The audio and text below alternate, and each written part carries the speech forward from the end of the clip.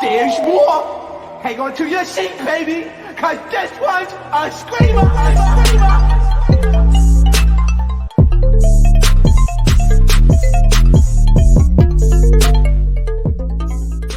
What is going on, YouTube? So today I'm going to be doing a review of episode 1 of Young, Famous, and African. But before I get started, make sure you guys like, comment, subscribe, and let me know what you guys thought about the show. So y'all, this show is really, really good, and it's funny, and it has depth storylines. You feel me? Zeus needs to take notes because this is what they need. Like this was hilarious from start to finish. So they open up the episode with a piano playing, right? So once I heard the piano at first, I'm like, wait, wait a minute. They start playing the piano, and one of the cast members was like, oh, the reason why I like to wake up to a piano, she was just like, I think alarms are very harsh. So I wake up to the piano because with the piano, it's very calm to wake up to, and you don't have to wake up to something harsh. You actually have to deal with the harshness of life. So I wake up to the piano because that is what is good for you, right? So they're playing the piano. So then we get introduced to Kani. No, to Kana. I think that's how you pronounce it. I know y'all know I'm bad with names. I know I'm bad with names. So her name Kanai B. So she was like, this is her. She's like, I think of myself as the gold digger. So this is what they call me on the internet. I married somebody way older than me and had a baby with somebody way older than me, and they call me the famous gold digger. And I call myself a gold digger because I think men are there to provide. You go and get a track, and you bring back the check to me. I use the check to buy whatever I need. She was basically on this whole elaborate thing about how like she thinks a man's job is to basically provide. She doesn't think that women should be out there working or whatever. The man needs to go out there, go and get the money, and then come back. You feel me? And and give her the schmuck. You feel me? And she had a baby with a guy who was I think 31 years older than her. So yeah. And then also I could tell Kani B, which is basically the bling lady. If y'all don't know who I'm talking about, the bling lady on the show. The lady who everybody was saying she's always blinged out or whatever. You could tell she bleaches. Bleach so obvious on her face, it's like ridiculous. Like you could tell she bleached her whole body. Like I could kind of spot when somebody is bleaching because it's like their skin doesn't look right. Like it looks like almost casket like. You get what I'm saying? Like they about to be buried type crap. Like so I could tell she's bleaching. So Miss Kanai B, she's very much the bleach queen. So then we meet Swanky and Annie. So Swanky, y'all, I went on his IG. He is the African version of Tay and all them stylists of No IG Jeremy. He's like he's the African version of No IG Jeremy. You feel me? So he's like the African stylist or whatever, and his drip is like up to par. Like I said, y'all need to go and check his Instagram because whoo baby, that man was dripped out, drip out to the mother T. It was crazy. So we meet Swanky and Annie. Annie is one of Swanky's style clients or whatever, and Annie talked about her husband who is Two-Face. So I guess that's the African version of Two Chains. Not Two Chains, he got two faces. You hear me? So he got two faces. So his name is Two-Face or whatever, and he does music or whatever. And she was saying how she's been in over 200 movies, how she's like this big African star, whatever. She's been in all these movies or whatever, and she's that it girl in Africa. So Kani be the bling girl. I know I'm saying her name wrong. She's planning an event, and then she goes to the event space. The editing in this Netflix show is like up to par. Like even them getting out of the car, them panning to the scenery. Y'all, it's a real production. So it's like it looks so freaking nice. So yeah, we see her going to the event space to check it out because she's basically throwing, I guess, an event to celebrate the young rich Africans in their area, whatever, South Africans that's in the area and everything like that. So she goes and meets up with Nadia. So Nadia, y'all, is the girlfriend of Vic Mensa, right? So Vic Mensa, as y'all know, he's like a US rapper, whatever, but he's originally from, I believe she said Ghana. He's originally from Ghana, y'all. So she was like, my my boyfriend is Vic Mensa. You know, he's a very popular American African rapper, or whatever. And I myself, I do music too. I rap, and then they start showing all her like her music or whatever and stuff like that. They start showing all her photo shoots and stuff that she's done, and then she meets up with Kenya, and then Kenya's over the back, and then she's like, "Oh, come out here, look at your big woody African, yes." So they yelling at each other through the little balcony. So she comes into the event space, right? She comes into the event space, and they're catching up, and Kenya's just like, "Oh, what is going on with this handsome young man that you posting all over Instagram? I'm talking about Vic. You know he's very handsome. He jump your bones. He jump your bones. Basically, I guess jump your bones mean like did y'all fuck? You feel me? So I was like, oh, that's what that mean. Like, I'm happy for the show because you learning like a little bit of like the African culture and stuff like that. So it's really kind of interesting to see like certain stuff that they like talk about or whatever, and certain quotes and stuff that they'll say. Like it's really, really cool to hear that type of stuff. So she's just like, "Oh, you guys jump your bones or whatever," and then Nadia's just like, "Yeah, we jumped the bones." It was very nice. You know, he's very passionate and caring and everything like that. So they're catching up and stuff like that.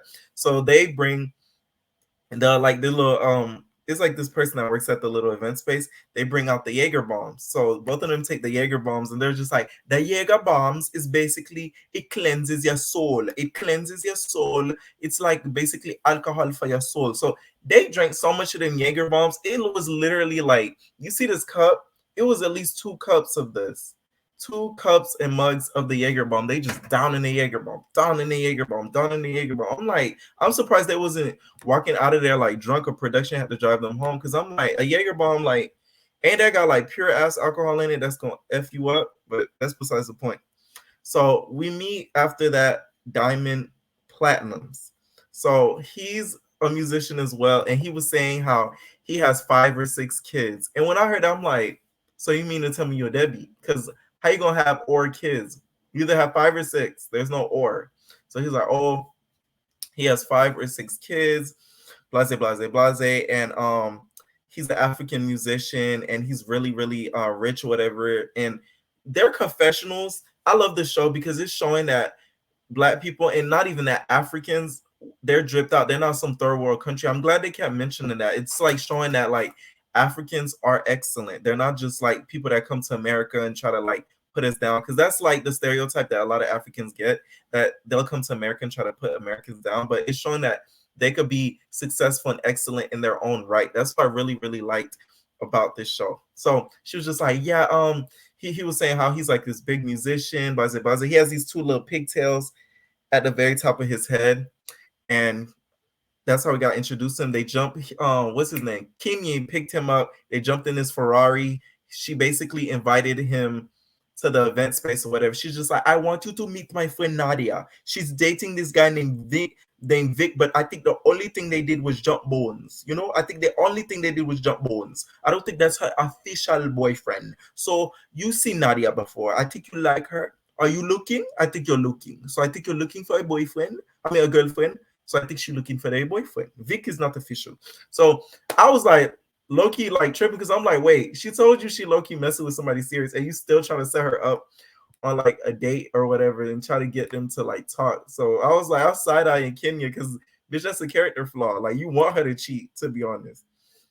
So then after that happens, Swanky and Annie meet up with Nadia. So after Swanky, oh no, Swanky and Annie talk about meeting with Nadia. So they show them basically at this little, I think it was Swanky's spot. It was like a hotel or whatever.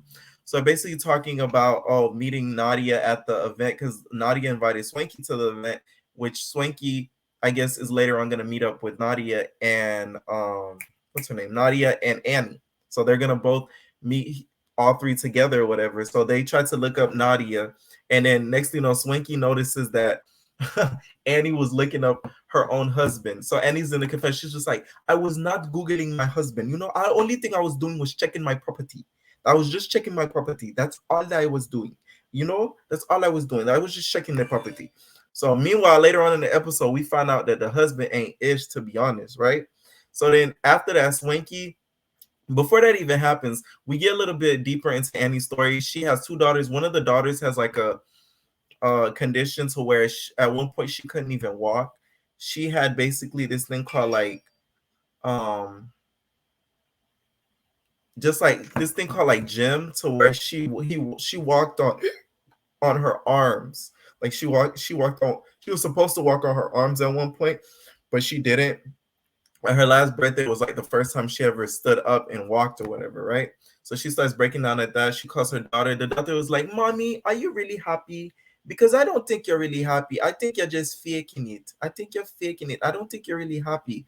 So the daughter is like checking her, whatever. She starts getting emotional. That was really, really a sad scene, because like I like how they're going deep into their lives, but we still getting the messiness of it all. Like this seems like a show that Bravo would have probably tried to pick up, but I think Netflix like grabbed it real quick, because this is tea. Like really, it really is. So Swanky, Annie, and Nadia meet up, and Nadia already shading Annie off the rip. She was just like, "Oh, I don't think, I don't know about, Nadia was like telling Annie, she was like, I don't know, in the confessional. Nadia was in the confessional talking about Annie. She was like, I don't really know about Annie. You know, I don't really trust her. I think she's hiding something. I think it's something deep in her life. She's hiding something, and I don't think we're going to see the true her until later on." So we see the true her later on, because we see whole lot more Annie in the later half of the episode or whatever, right? So then we end up meeting Naked DJ. So Naked DJ, his girlfriend is about like 20 years younger than him. I thought that was like his stepdaughter or something like that when she was playing in the pool. And he's just like, "Oh my God," because she was in the pool. He's like, "Oh my God, that the first time I see your wet was the first time we met." You feel me? That's the first time I seen wet, the first time we met. So she's over here playing in the pool. She looks like young as hell. I guess she was into like soccer and everything like that. And after that happens, they start talking about the relationship, and then they invite over his friend. So his friend is Andeli. So Andeli is like a sportscaster, he's like a news reporter or whatever. And Andeli was saying how isn't it weird how you guys' relationship, how she's so young and blah blah blah. And to be honest, she went him for the money. Because let me tell you what she said. She was like, "Oh, when I meet the guy that I want to have kids with," and then she was like, which is DJ Naked, which is the African dude or whatever. She was just like, which is him. Then I'll be able. And I was like, wait, that don't make no sense. You already met him, so you don't want to have kids with him. That means you don't want to be with him. Like, come on. Like she low-key just told on herself in this episode. So DJ Naked really needs to watch out. And I know Vic Mensa was watching this episode like, this damn hoe. You really was flirting with this dude in my face, because I'm gonna get to that. So yeah, after they show the scene with Andale, and before Andale, that scene ends, we see the girlfriend walks up. DJ Naked's girlfriend walks in. Andale kind of like looks at her and kind of looks at her booty or whatever. So I'm just like, uh-huh. So then after that, DJ Naked and the girlfriend start getting ready, right? They start getting ready for the party. And DJ Naked and the girlfriend are in bed because she's trying to pick out what to wear. And then he was just like, "You know, you don't entice me. You don't pick anything to wear around the house that is going to entice me. I like fishnets. I like fishnets that you wear on your body to basically make me more enticing. I want to be enticed." He was just like, "When I come home, you have all this soccer gear on. It looks like you want to play FIFA. Do you want to play FIFA with me?" I was like, I was cracking up, because like some of the stuff, they so direct, these Africans, like they're so direct with each other, like they don't kind of beat around the bush, which that's what I like. They make great reality TV. Like this is a prime example that Africans make like great reality TV. I saw that Dave Productions from Blue Girls Club is doing like an African Bad Girls Club type show. So I know that's gonna be a hit, because them Africans, they are direct. They're not gonna beat around the bush. They're gonna tell you how they feel, and that's gonna be that. So then Kenya party starts, right? Kenya party starts. Everybody getting there. They lit. They lit. They lit.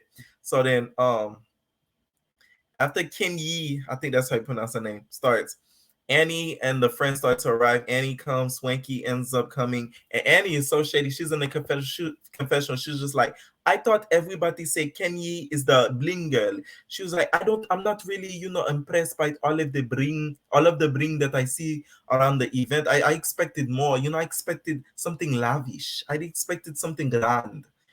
I guess she wasn't satisfied or whatever, because she expected it to be blinked out. And for the event space, it did look nice. I don't know what she was expected to be gold chandeliers every two tables around the event, but I think they looked nice for what it was. But they did kind of pipe her up to be like there was going to be horses walking around that damn event. So I'll give her that much.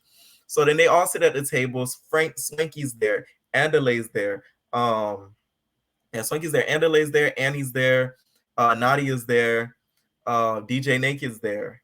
DJ Naked girlfriend I came and was there. And then what's her name? Oh yeah, that dude with the Afro puffs. I keep forgetting his name. Oh yeah, Diamond. Diamond ended up coming. Diamond Platinums was there, right? So they're all sitting there, and then of course, y'all already know Kenya's like the main girl of the show. She was just like, okay, Nadia. First she goes to DJ to Diamond Platinums. He was just like, Diamond Platinums, you don't have a girlfriend, right? You don't have a mate. So you're looking. And then he was like, yeah. And then she asked Nadia, he was just, so Nadia, you don't have anyone official. So you're looking. And Nadia's just like, no, I have a boyfriend in America, but I'm still looking for somebody official or whatever. So I'm still looking for something like that. So she was like, okay, so you're looking. So she's basically trying to get them to basically talk or whatever and try to get together and stuff like that. So they get to the topic of kids or whatever. So that's when they ask DJ Platinum. They're just like, so DJ Platinum, you have children, right? And then he was like, oh yeah, I have like 5 or 6. And then Kenya's just like, wait a minute, 5 or 6, 6 or 5, what is it? 4, 5, what is the number?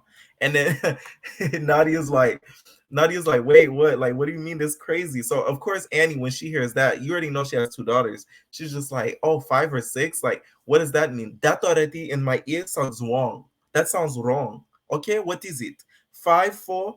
So they end up, he was basically breaking it down like he has 4 kids for sure. There's 2 that are uncertain. One that might have been his first child, and then the second one was like a one-night stand that he doesn't really know if he has a kid or not, basically breaking it all down to y'all, right?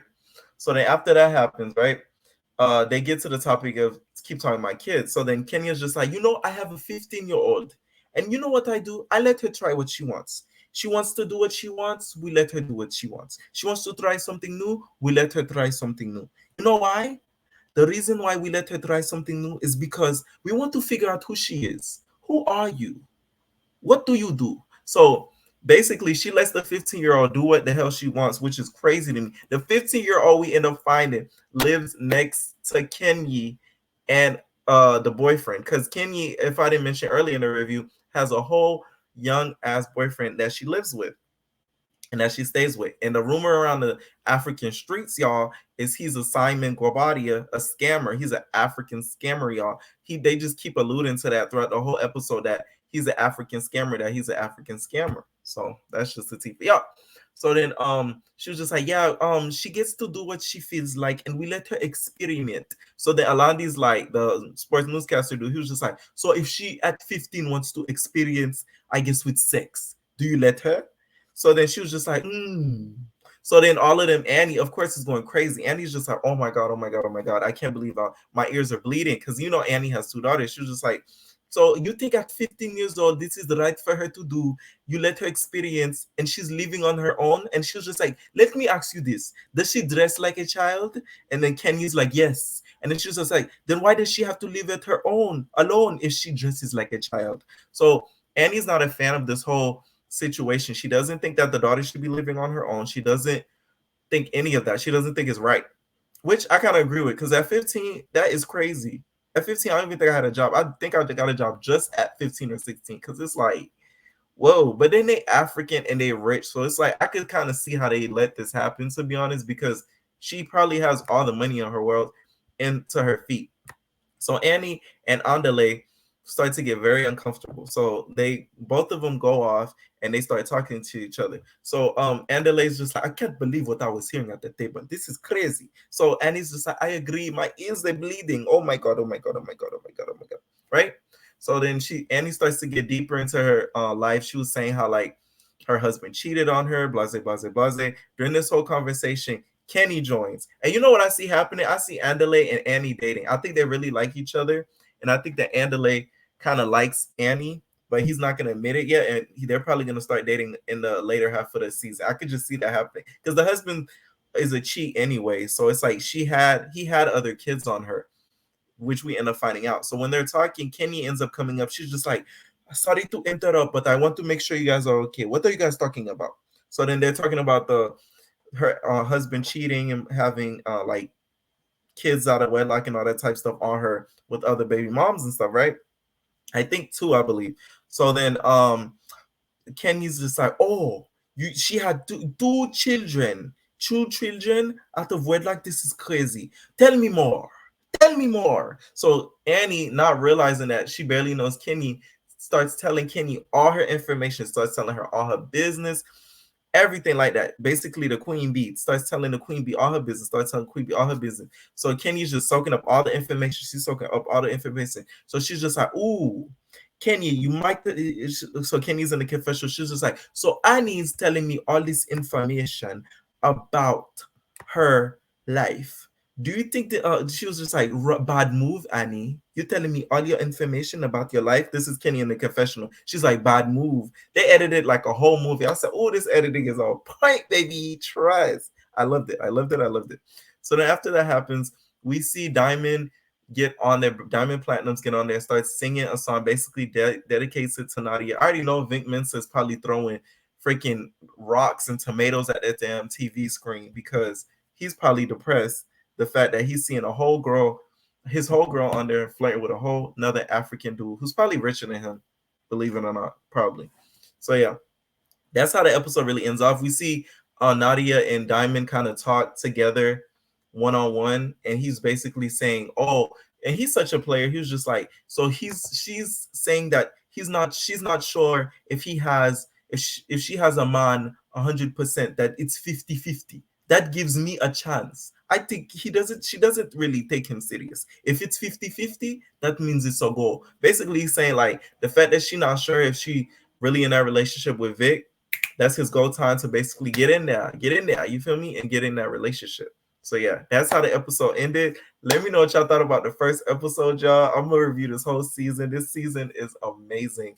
This series is amazing. The fact that they came up with this and showing us a different side. This is what Real Housewives used to be like before it started turning into stupidness and the storylines didn't start making sense. It was about the richness. We like to see the richness. Okay, us poor people, I'm playing. We like to see like people live lavish lives that we would wish to live ourselves. So let me know what y'all thought about this episode because I think it was lit AF, and leave your comments down below.